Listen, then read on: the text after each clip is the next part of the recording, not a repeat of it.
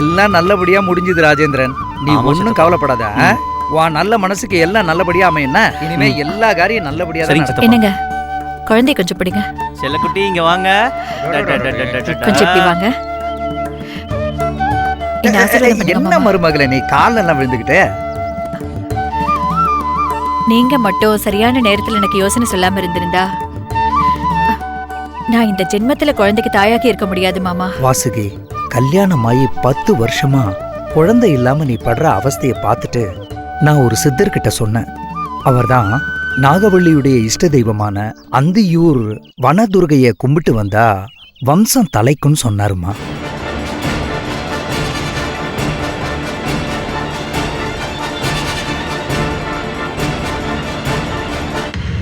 நாகவள்ளி வணங்குற வனதுர்கை அம்மன் தான் என் வாழ்க்கையில விளக்கேத்தி வச்சாங்க மாமா. மாமா, நான் அந்த நாகவள்ளி கோயிலுக்கு இன்னொரு வேண்டுதல் வச்சிருக்கேன் மாமா. குழந்தைக்கு மொட்டை நாகவள்ளி வனதுர்கை அம்மன் கோயில்ல எடுக்கணும்னு வேண்டி இருந்தியே, அதான சொல்ற? நாகவள்ளியா என்னோட எதிரி அவளையா கும்பிடுற? உன்னோட வம்சத்தையே பூண்டத்து போக வைக்கிற இந்த கலிவரதன் தான் உன்னோட யம. ஆமா மாமா, ஆனா நீங்க இதுவரைக்கும் அந்த கோயில் எங்க இருக்குன்னு சொல்லவே இல்லையே. நானும் தேடித்தாமா இருக்கேன். என்னது தேடிட்டு இருக்கீங்களா?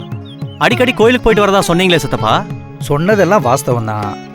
ஆனா நான் போன நாகவள்ளி அம்மன் கோயில் எல்லாமே மூல கோயில்ல இருந்து பிடிமண் எடுத்துட்டு வந்து கட்டின கோயிலாம்.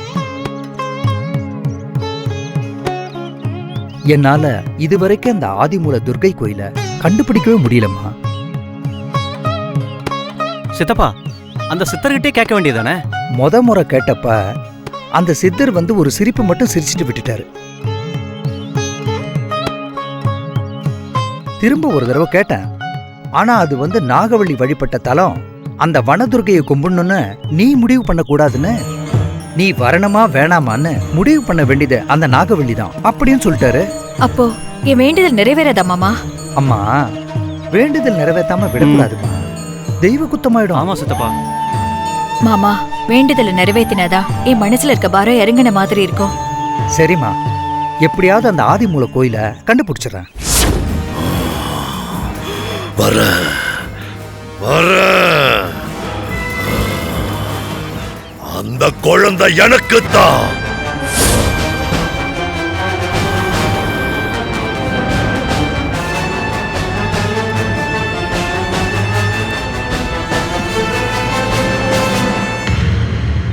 என்னங்க குழந்தை கொடுங்க. நாகவள்ளி கோயிலுக்கு நாம போறத அந்த சாமி தான் தீர்மானிக்கும்னு அந்த சித்தர் சொல்லிருக்காருல்ல, அதுக்கான அறிகுறிய அந்த சாமியே காட்டுட்டுமே. அட அட போப்பா, அதுக்காக வீட்டுக்குள்ளேயே உட்காந்துருக்க முடியுமா? ஆன்மீக வழியில அந்த அம்பாளை தேடிக்கிட்டே இருக்கணும். தேட தேடதான் அந்த அம்பாள் மனசுல இடம் பிடிக்க முடியும். எல்லாத்தையும் நல்லபடியா முடிக்கணும் மாமா. அப்ப நம்ம கிளம்பலாமா மாமா? கிளம்புவோமா? சரி வாமா, வேலை வாங்க போலாம்.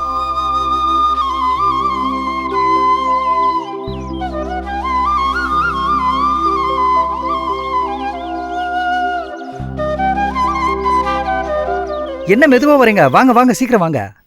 வாமா.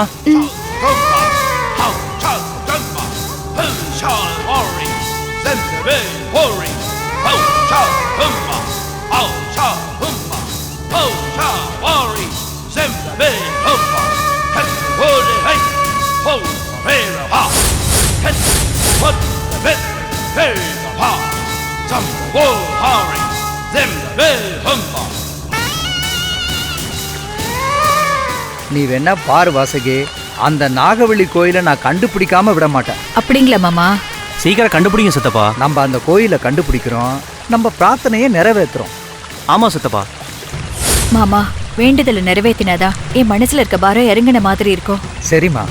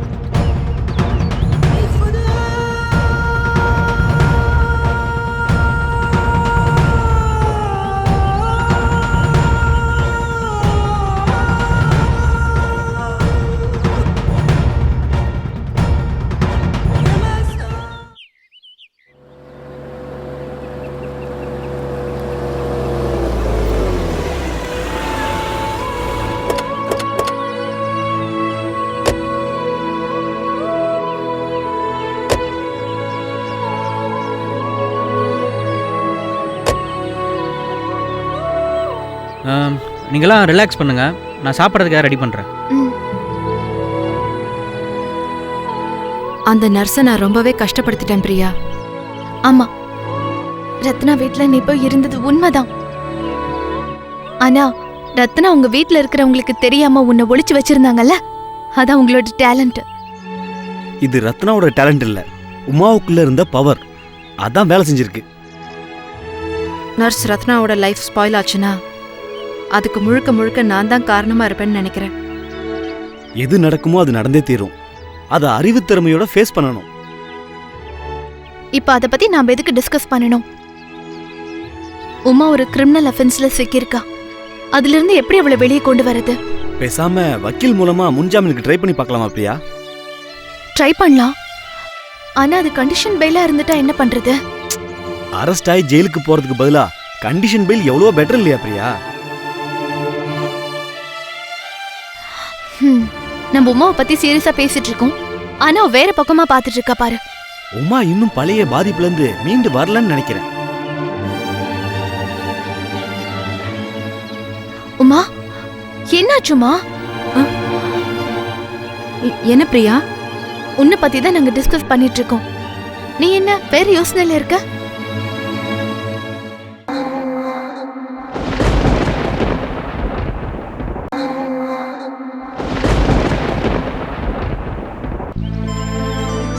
உனக்கே என்னை பத்தி நல்லா தெரியும். காலேஜ் படிச்சப்போ நான் நிறைய பகுத்தறிவு சித்தாந்தம் தான் பேசுவேன். கடவுள், பேய், பிசாசு இத பத்தியெல்லாம் எனக்கு கொஞ்சம் கூட நம்பிக்கையே கிடையாது. ஆனா நானே அந்த மாதிரி விஷயத்துல மாட்டிருக்கேன்னு நினைச்சா விஞ்ஞான சக்தி, மெய்ஞான சக்தியை தாண்டி இந்த உலகத்துல இன்னொரு சக்தி உலாவிட்டு தான் இருக்குன்னு நம்ப தோணுது. அந்த அமானுஷ்ய சக்தியில நல்லதும் இருக்கு, கெட்டதும் இருக்கு. நான் கெட்ட சக்தி கிட்ட மாட்டி தப்பிச்சிருக்கேன். அப்போ இந்த உலகத்துல பேய், பிசாசா, ஆவி இருக்கிறதெல்லாம் உண்மையா? இப்ப இதுக்கு தேவையில்லாம இந்த கன்ஃபியூஷன். பகுத்தறிவை நிர்மூலமாக்குற மாதிரி ஏன் லைஃப்லயே நடந்திருக்கே பிரியா. இதை நம்பாம இருக்க முடியலையே. கலிவர்தங்கிற ஒரு சூனியக்காரன் உன்னை எப்படியோ கேப்சர் பண்ணிட்டான்.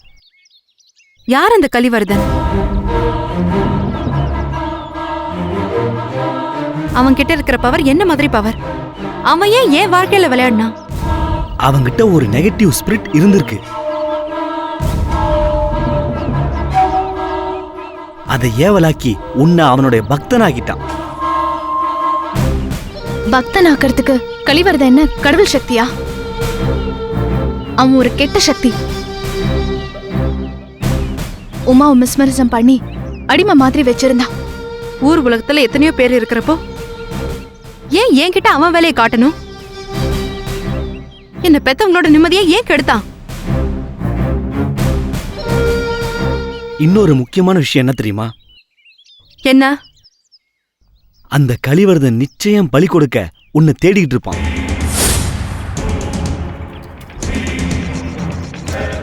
நீ ஜாக்கிரதையா இருக்கணும். நாம தான் உமாவை அவன் கிட்ட இருந்து கடத்திட்டு வந்தோன்னு தெரிஞ்சா முதல்ல நமக்கு தான் ஆபத்து. இப்போ உமாவை எப்படி சேஃப்டி பண்ணலாம்?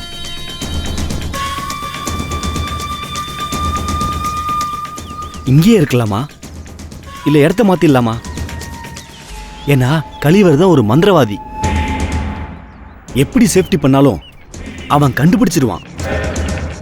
என்னடா பெரிய மந்திரவாதி? நம்ம கிட்ட தோத்தவன போய் பெரிய ஆளுன்னு காமெடி பண்ணிட்டு இருக்க. நான் ஏன் இப்படி ஆனேன்னு எனக்கு தெரிஞ்சே ஆகணும். அதுக்காக கலிவர்தனை மீட் பண்ணாலும் தப்பே இல்லைன்னு எனக்கு தோணுது.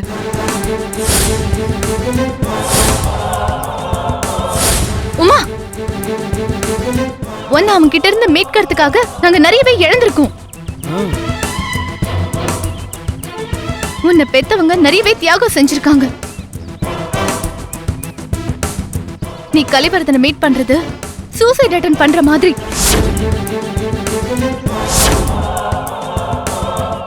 நான் ஏன் இப்படி ஆனேங்கிறதுக்கு எனக்கு காரணம் தெரிஞ்சாகணும் பிரியா. முடிஞ்சு போன விஷயத்துக்கு எதுக்கு போஸ்ட்மார்ட்டம் பண்ணணும்னு நினைக்கிற உமா? சைக்கியாட்ரிசம் பத்தி பெரிய அளவுல ரிசர்ச் பண்ணி சாதிக்கணும்னு நினைச்சிட்டு இருந்த என்னையே அந்த கலிவர்தன் சைக்கோ மாதிரி ஆக்கியிருக்கான். எனக்கு காரணம் தெரிஞ்சே ஆகணும். உமா, அவனை நம்ம நேருக்கு நேரம் சந்திச்சாலே நமக்கு கெட்ட நேரம் தான். ஏதாவது குறுக்கு வழியில தான் இந்த பிரச்சனையை நாம சால்வ் பண்ணி ஆகணும். எந்த வழிங்கிறது எனக்கு முக்கியம் இல்ல. என்ன ஒரு வெஜிடபிள் மாதிரி வச்சிருந்த அந்த கலிவர்தனை நான் சந்திச்சே ஆகணும்.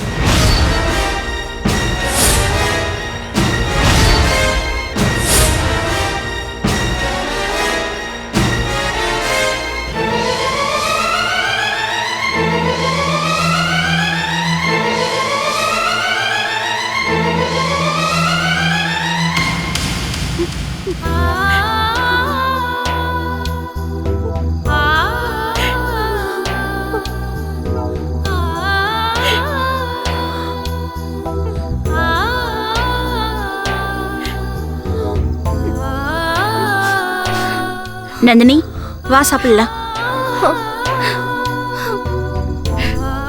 செல்வி, வா சாப்பிடலாம். உனக்கு பிடிச்ச மோர் குழம்பு வச்சிருக்கேன், வாடி.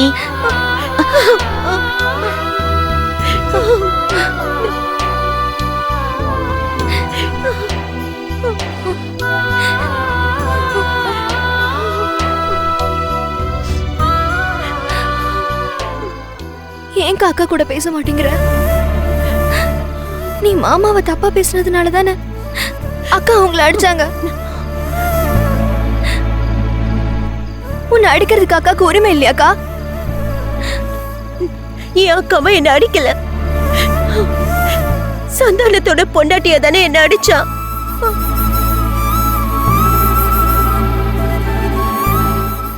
நீ எதுக்கு எல்லாத்துக்கும் அக்கா கிட்ட ஏமாத்திட்டேன்னு சொல்லிட்டு இருக்க? உண்மையை தானடி சொல்றேன், ஆனா அது அக்காக்கு புரிய மாட்டேங்குதே. நமக்காக தான் கல்யாணம் பண்ணிக்கிட்டாங்க. கல்யாணம் பண்ணிக்கிட்டாரு, ஒரு பிள்ளைய கொடுத்தாரு. இந்தம்மா வச்சுக்கன்னு ஒரு சென்ட் நிலமாவது கொடுத்தாரா? இத பாரு, இப்ப சொல்றேன்டி, இப்ப சொல்றேன். நம்ம 3 பேரும் நடு தெருவுக்கு வரது நிச்சயம்.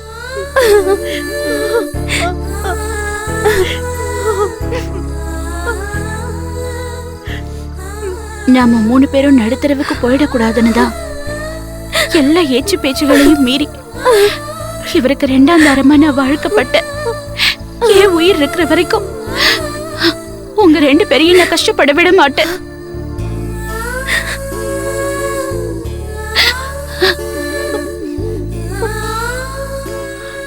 இப்ப வரைக்கும் நான் உங்களுக்கு அக்காவா நடந்துக்கிட்டதே இல்ல. பெத்த தாய் ஸ்தானத்திலிருந்து உங்களை கஷ்டப்படாம நான் பாத்துக்கிறேன். அதனாலதான் நீங்க தப்பா பேசுறப்பெல்லாம் நான் பொறுமையாவே போய்கிட்டு இருக்கேன். இப்ப நீ என்ன அடிச்சதுக்கு பேரு பொறுமையாக்கா? இப்போ உன்னை அடிச்சதுக்கு காரணம் நாம நடுத்தரவுக்கு போகாம இருக்கிறதுக்கு தான்.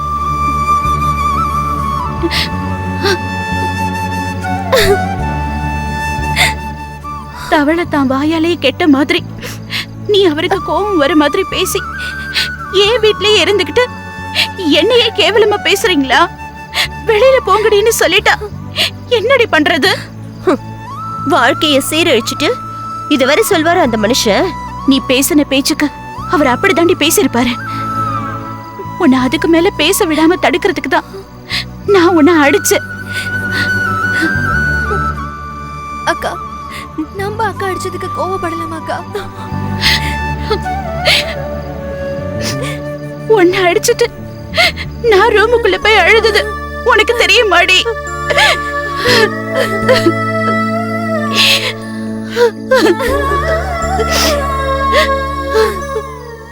விவரம் தெரிஞ்ச வயசுல இருந்து உங்களை கண் கலங்க விடாம பூ மாதிரி பாத்துக்கிட்டேன். ஆனா இப்ப போய் உன்னை அடிக்க வச்சுட்டியேடி. அவருக்கு பொண்டாட்டிங்கிறதுக்கு என்கிட்ட எந்த ஆதாரமும் இல்ல. அவரு துரத்தி விட்டுட்டா எந்த ஆதரவும் இல்லையேன்னு நான் எத்தனை தடவை யோசிச்சிருக்கேன் தெரியுமா? எனக்கு ஒரே ஒரு சந்தோஷம் என்னன்னா என் மேலையும் உங்க மேலையும் அவரு பாசமா இருக்காரு. அது கடைசி வரைக்கும் இருக்கும்னு தான் நான் நம்பிக்கையா இருக்கேன். வெளியே போன்னு சொன்னா என்ன உன்னால என்ன பண்ண முடியும்னு நீ சொல்லி நான் கேட்டிருக்க. ஆனா நீ நம்பிக்கை வச்சிருக்கேன்னு சொல்ற.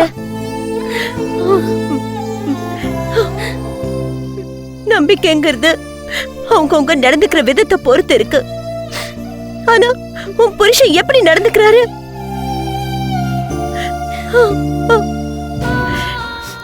முதல் தாரத்து பேர்ல எல்லா சொத்தையும் எழுதி வச்சிருக்காரு. ஆனா உன் பேர்ல ஒரு சொத்து கூட இல்லையே. எப்படிக்கா, எப்படி நீ அவர் மேல நம்பிக்கை வச்சிருக்க? உங்களை பாக்குறப்பெல்லாம் நான் சிரிச்ச முகத்தோட இருந்திருக்கேன்.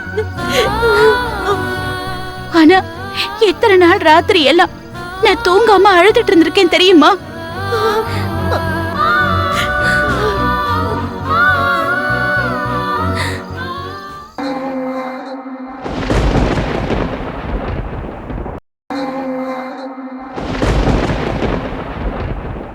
அவர் இங்க வந்துட்டு போனாருன்னா மறுபடியும் 6 மாசம் கழிச்சு வருவாரோ, இல்ல 1 வருஷம் கழிச்சு வருவாரோ, இல்ல வராமையே இருந்துருவாரோன்னு நான் பயத்துல தூங்காமையே இருந்திருக்கேன்டி.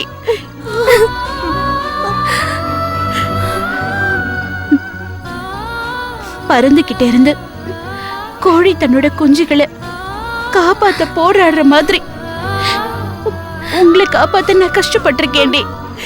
சில ஆளுங்க கிட்ட இருந்து உங்களை காப்பாத்த வழி தெரியாம தான் நான் இவர்கிட்ட தஞ்சம் அடைஞ்சேன். 10 நாள் இவரை வீட்டுக்கு வரலன்னா முதல் சம்சாரம் வீட்டுல போய் சண்டை போடுற 2வது சம்சாரம் மாதிரி எனக்கும் நடந்துக்க தெரியும்.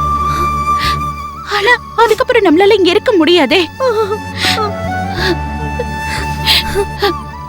செல்வி, நான் உன்கிட்ட ஒரே ஒரு உண்மையை மட்டும் சொல்லிடுறேன். நம்மளோட அப்பா அம்மாவுக்கு நான் ஒருத்தி மட்டும் மகளா பிறந்திருந்தேன்னா அவங்க செத்தப்பவே நானும் செத்து போயிருந்திருப்பேன்.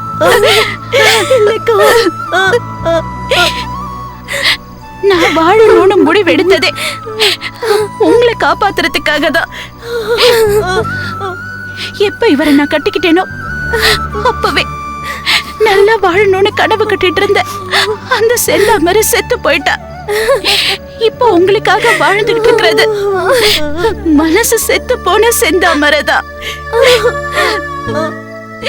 ஐயோ அக்கா, உன்னோட மனசுல இவ்வளவு வேதனை இருக்கா? அதையே எங்க கிட்ட சொல்லாம மறைச்சிட்ட. உங்க சந்தோஷத்துக்காக தாண்டி, உங்க 2 பேருக்காக தான். அக்கா, அக்கா, நீ எனக்கு அக்கா இல்ல, அம்மா.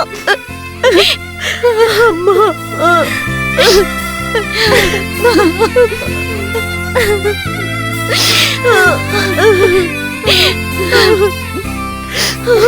அழாதக்கா.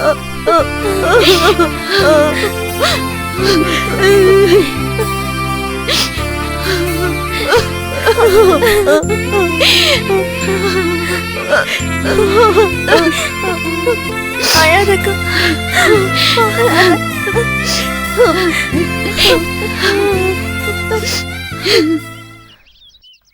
பஸ் செல்லும். என்னடா என்ன என்னடா என்ன பாக்குறீங்க? என்னடா என்னம்மா?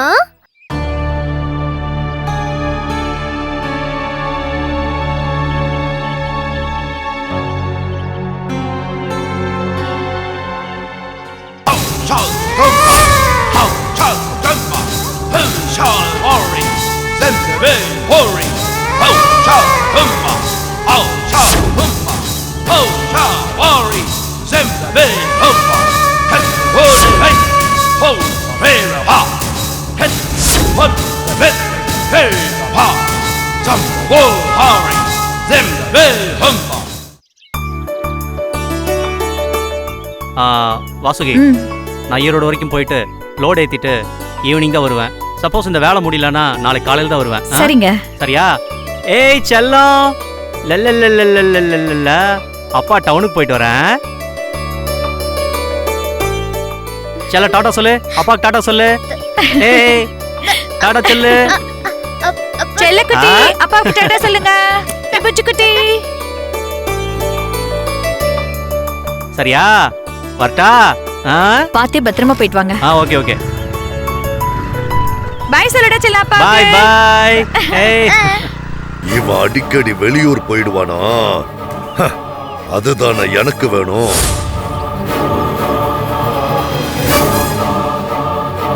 சமத்து. ஏய் சித்ரா, குழந்தைய பத்திரமா பாத்துக்கோ. பூச்சிக்கிச்சு ஏதாவது கடிக்க போகுது.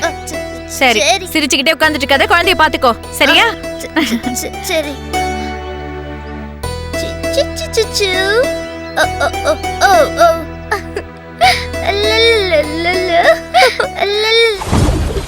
இந்த குழந்தைய நரபலி கொடுத்தாதான் நான் இழந்த என் சக்தியை மீட்க முடியும். இந்த குழந்தைய எப்படியாவது கைப்பற்றியே ஆகணும். அதுக்கு நான் இந்த வீட்டுக்குள்ள எப்படியாவது நுழைஞ்சுதான் ஆகணும்.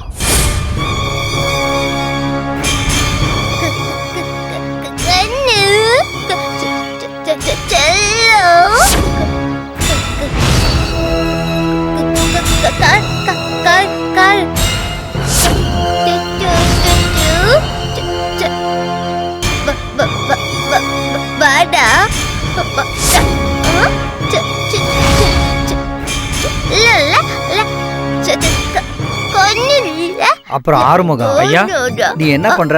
நேரா போயிட்டு அங்க ஒரு பசுமாடு இருக்கு, தண்ணி காட்டிட்டு தொழுவத்துல கட்டி. சரிங்கய்யா. அதுக்கப்புறம் நேரா மிளகா தோட்டத்துக்கு போற. சரிங்கய்யா. செடிக்கெல்லாம் பூச்சி மருந்து அடிக்கணும். அதுக்கப்புறம் பூச்சி மருந்து அடிச்சு முடிச்ச உடனே சம்பளத்தை ஐயா வீட்டுல வந்து வாங்கிக்க சொன்னாரு அப்படின்னு சொல்லி வாங்கிக்க. சரிங்க. எல்லாத்தையும் சரியா பண்ணிடுனா நான் கூப்பிட்டப்ப வந்தா போதும். புரிஞ்சுதா? நான் வரேங்க ஐயா. போ. டேய் பேராண்டி, அடடே என் பேராண்டி இங்க உட்காந்துருக்கானா? என்ன சித்ரா? டேய் எப்படிரா இருக்க? சமத்தா இருக்கியா? என்னடா செல்லும், சித்ரா ஒழுங்கா வச்சிருக்காளா? சித்ரா, குழந்தைய நல்லா பாத்துக்கணும். இந்த வீட்டுல உனக்கு ஒரே வேலை குழந்தைய பாத்துக்கிறது தான். அதுக்கு தான் உனக்கு 3 வேளை சோறு சம்பளமும் கொடுக்குறோம். புரிஞ்சுதா? கொஞ்சம் கூட அலட்சியமா இருந்துடக்கூடாது. இந்த பெரியவர் தான் இந்த வீட்டுக்கு ஆலோசனை கர்த்தாவா? திக்குவாய் பொண்ணுகிட்ட தான் குழந்தை இருக்க போகுது. வீட்டுக்குள்ள போறதுக்கான வழி தெரிஞ்சு போச்சு. பட்டமாடா செல்லும், இவன் புஜ்ஜு புஜ்ஜு சொல்லு குட்டி.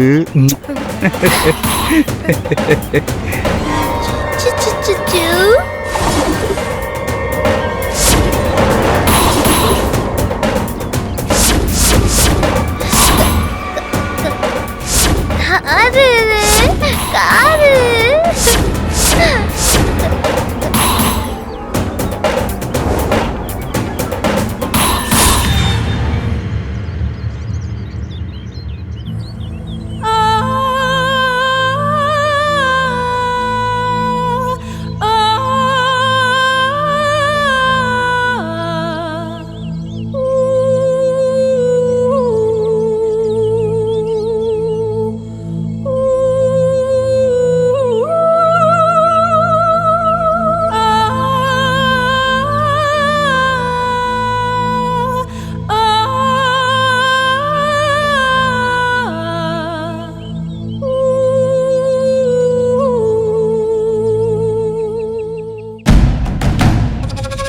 நான் உன்னை தீவிரமா தேடிட்டு இருந்தப்போ உனக்கு நடந்த மாதிரியே வேற ஒருத்தருக்கும் நடந்திருக்கிறத கண்டுபிடிச்சோம்மா. அப்படியா? யாரது? ராமுங்கிறவருக்கு தான் அப்படி நடந்திருக்கு. இந்த வீடு கூட அவரோடது தான். அவர் வீடா? அப்ப அவர் எங்க போயிட்டாரு? சக்திங்கிற பொண்ணோட வீட்ல இருக்காரு. ஏன்? வீட்டை விற்க வேண்டிய அளவுக்கு பிரச்சனைகள் நிறைய அவருக்கு இருக்கு. ஆனா நடந்து முடிஞ்ச சம்பவங்களை கம்பேர் பண்ணி பார்த்தா மூ விஷயத்திலையும் ராம் விஷயத்திலையும் நாகவள்ளிங்கிற பொண்ணோட ஆவி சம்பந்தப்பட்டிருக்கு.